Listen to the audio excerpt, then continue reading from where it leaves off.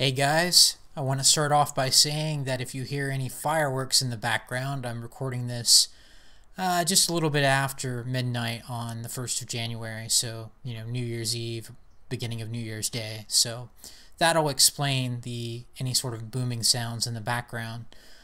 I wanted to do a quick sort of follow-up video, though, on the excellent live stream that I had with Reverend 20 Piece, One Fast Stack, and Red Mind Man on sort of the collapse of empires, the fall of empires, slash collapse of civilization, kind of what leads to that, what can we see as signs that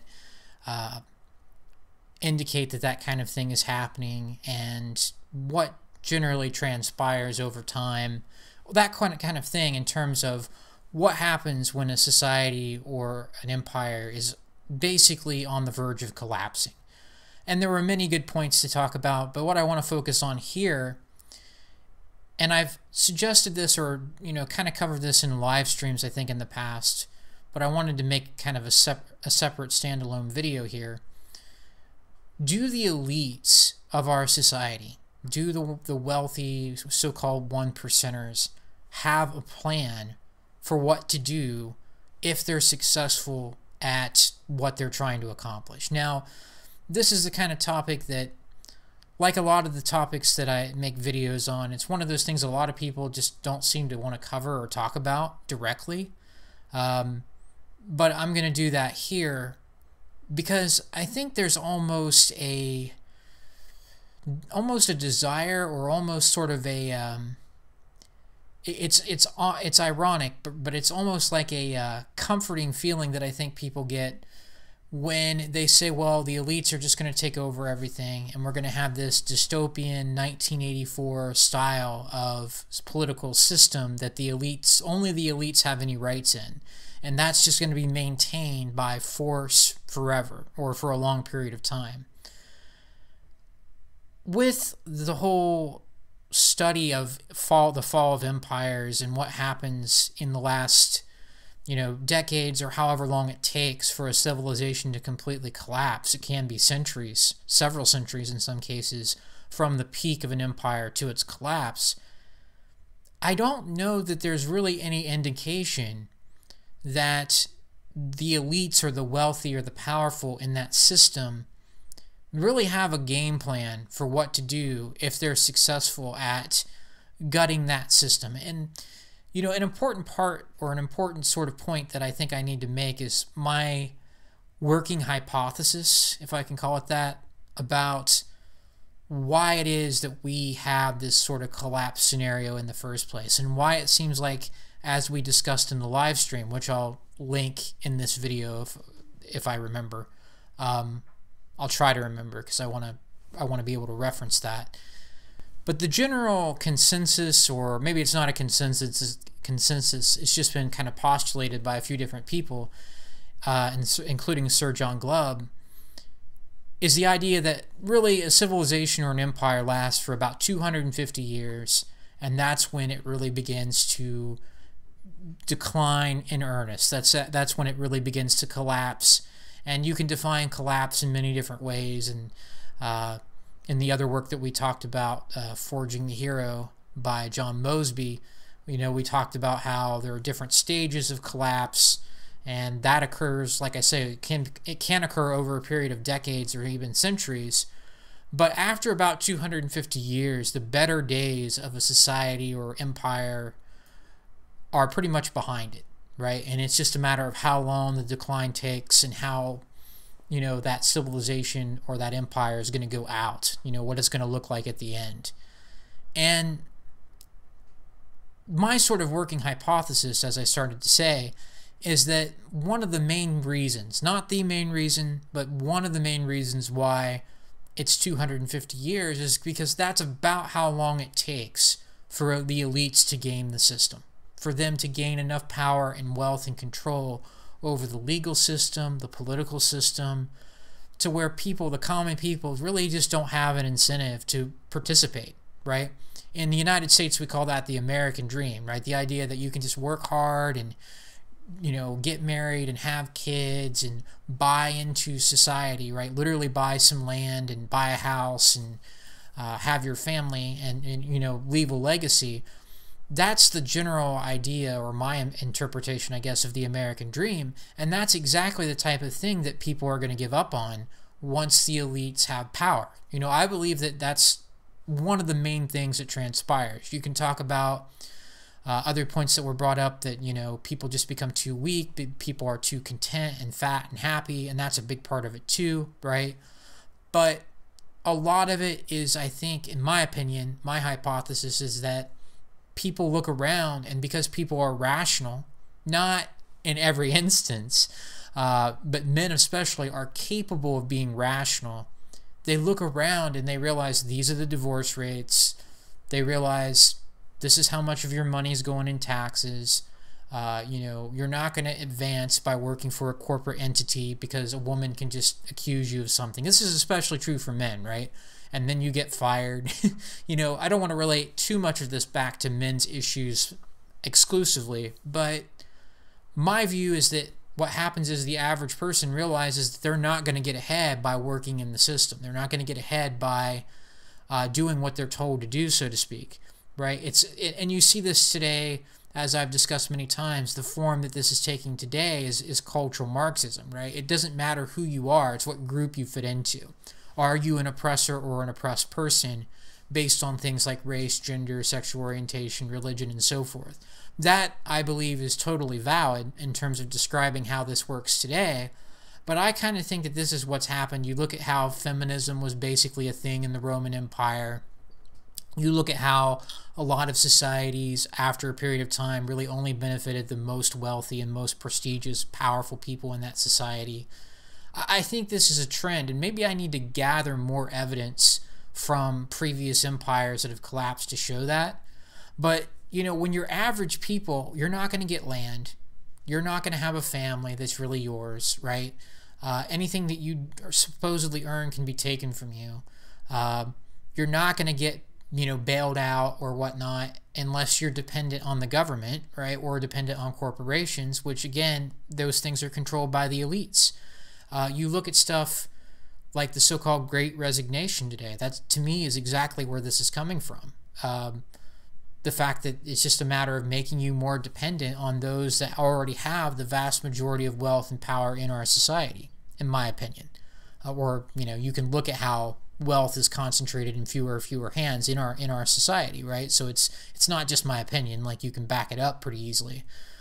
But the point is, let's say that this continues to go this way, that the common people have even less and less incentive to want to participate, right? Men don't see a reason to get married more and more because there is no reason to get married, right? That's a big part of it. Like, why have a family that can be so easily taken away from you?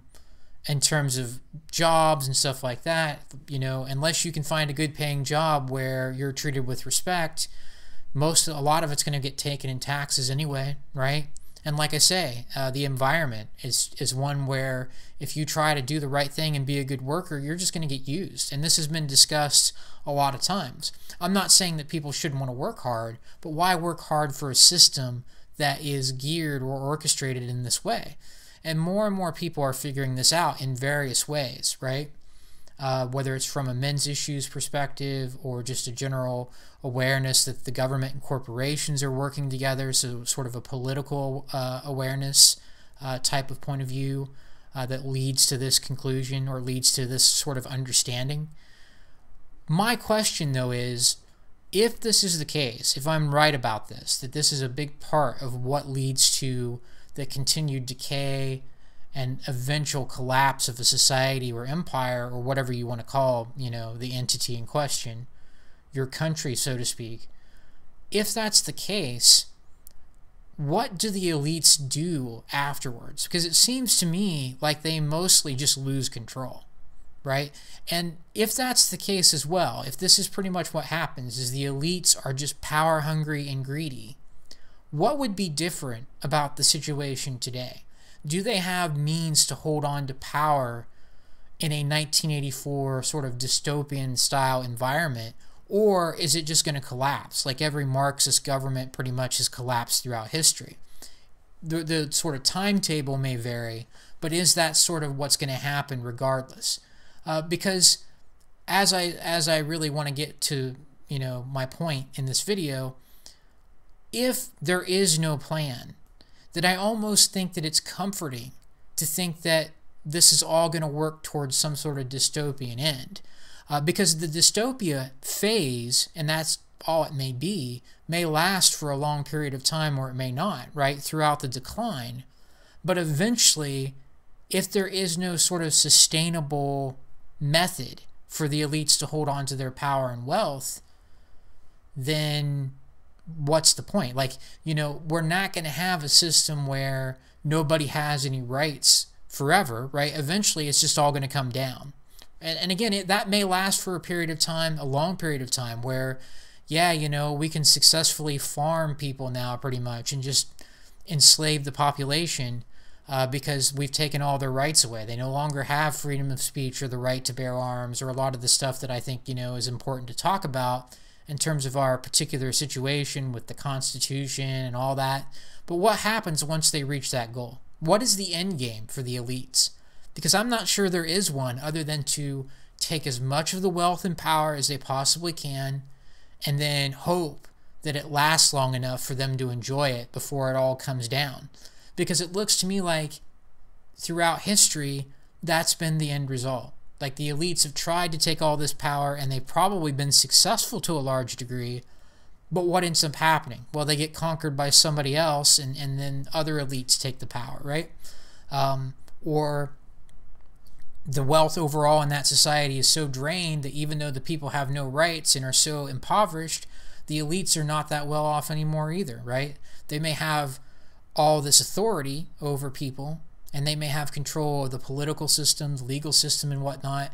But if the average people are just like, screw you, I'm not going to give my best, and you can threaten me and my family, but I'm not going to have a family anyway. So what's the most that you can do? Torture me to death? At some point, there's sort of a line or a limit that I think is going to be reached.